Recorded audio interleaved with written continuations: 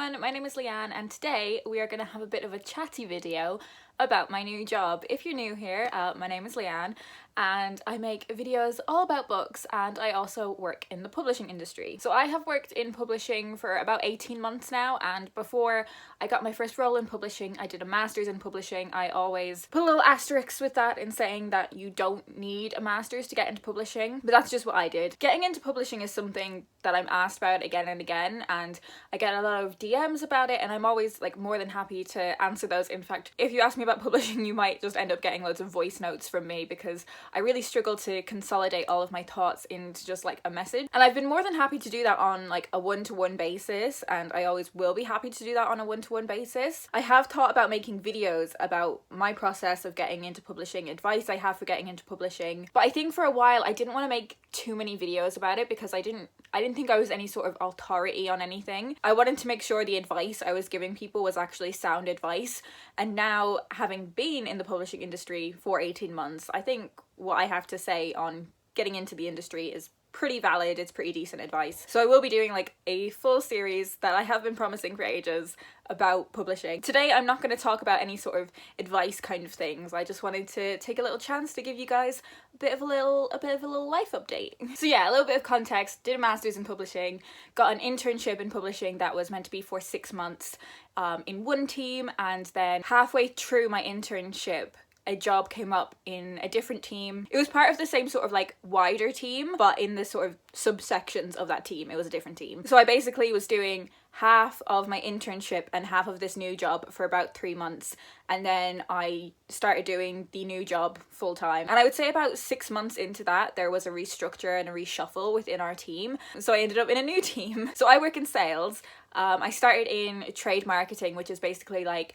marketing to retailers as opposed to marketing to the consumer. Then I went into supermarket and special sales. Then I was in special sales and high street sales, so that is like your independent bookshops, libraries, wholesalers, Waterstones, chain bookshops. When I do a full series on publishing I will probably do a specific episode on the different kinds of sales that there are within a sales team. My new job, which I am starting in January, is also in high street and special sales, but it's a more senior role. I'm going to be a junior key account manager. It was on the bookseller website, which was weird. So I'm going to be taking care of the special sales accounts. A very brief explanation of what special sales are: it's like anything that isn't a traditional retailer, so places that sell books but aren't bookshops. That also covers things like subscription boxes. Basically, if you have no idea whether it is a high street sale, a supermarket sale, or a digital sale, it'll be a special sale.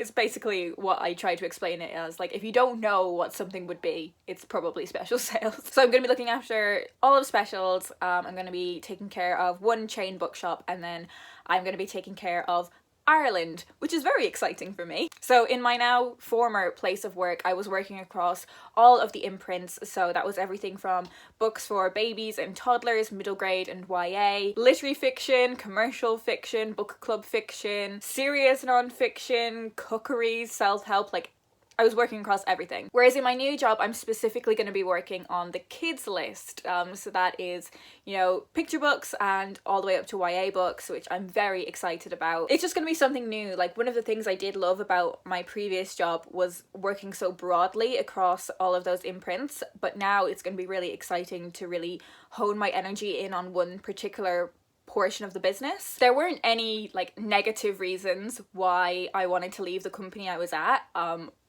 I love it, and I loved the people that I worked with, and when I got this new job everyone that I worked with was just so supportive, which was lovely. I was really looking for career progress. I think I'd made it very clear from sort of the get-go that I didn't want to be in an assistant role for a really long time. And there wasn't really the space at the moment for me to progress at the pace I would have wanted to. And as I said, I was really keen to sort of focus in on a particular portion of the business, and working on a kids list is something that I am so excited to do. And at the company I'm moving to, I really admire their kids list. I think it's phenomenal. It all happened really quite quickly. So I had one interview, and I had another interview, like a second interview, which involved a presentation about a week later, and then literally hours after my second interview they offered me the job, and like that was just so quick. I was so surprised to happen so quickly, and yeah, I handed in my resignation the same day.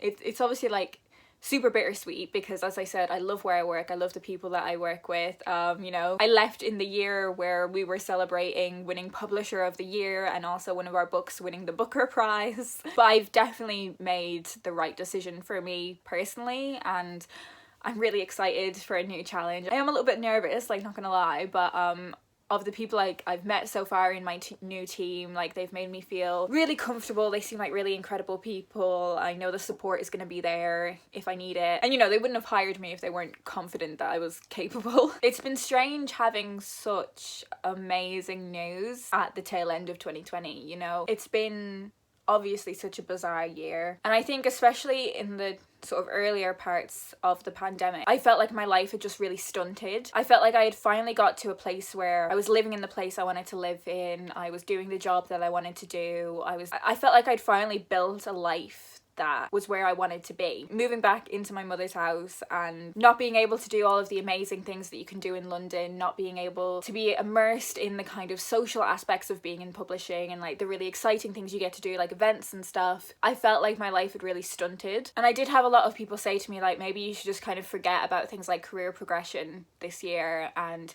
you know, just be happy that you have a job. And I'm so tremendously grateful. You know, I have so many friends who have not felt as secure in their employment this year as I have. Like, I know I'm extremely lucky. But getting this job, this career progression, something that I'm tremendously proud of, has been a nice way to finish the year. It's definitely been a massive boost. And when I've had some emotionally difficult things in the past couple months, things that I think a year ago would have completely knocked me for six, they really haven't. And I think that's partially, you know, having confidence boost after getting this incredible new job, and also just a lot of recalibrating this year and figuring out what's important to me. It's just been a really nice way to round off the year. It's something that has been really helpful mentally, and it's something I feel like I really deserve. Like, I've worked so hard, I have grafted so much in the past couple of years, and around about 2.5 years ago, so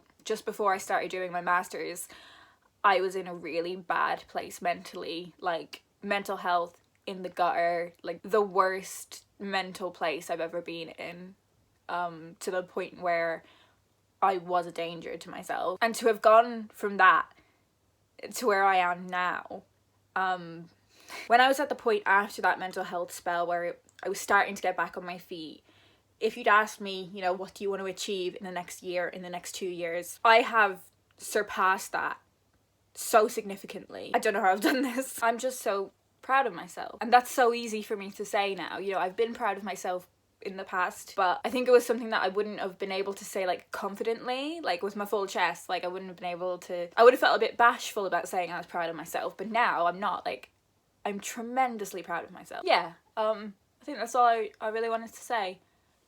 I just wanted to take some time to acknowledge that I'm proud of myself and that I've achieved something. And, you know, it's not the most staggering achievement in the world, you know, but it's nice to have this channel as a space to look back on, and having markers of like particular points in my life, you know. And I think, as difficult as 2020 has been, this is going to be quite a nice video for me to look back on in a few years, because I am right now really happy and really excited to start my new job in the new year. It's gonna be weird starting remotely. Hopefully one day the world will be back to normal and we can do proper team drinks and properly get into the office together, which I'm really looking forward to. And yeah, that's all I wanted to talk about today. If you do have any questions about publishing or anything like that, do feel free to leave a comment down below or send me a little message on Twitter or Instagram. I try to get back to people as quickly as I can. And I promise in 2021, I will make a series of videos about publishing. I promise. This is my vow to you.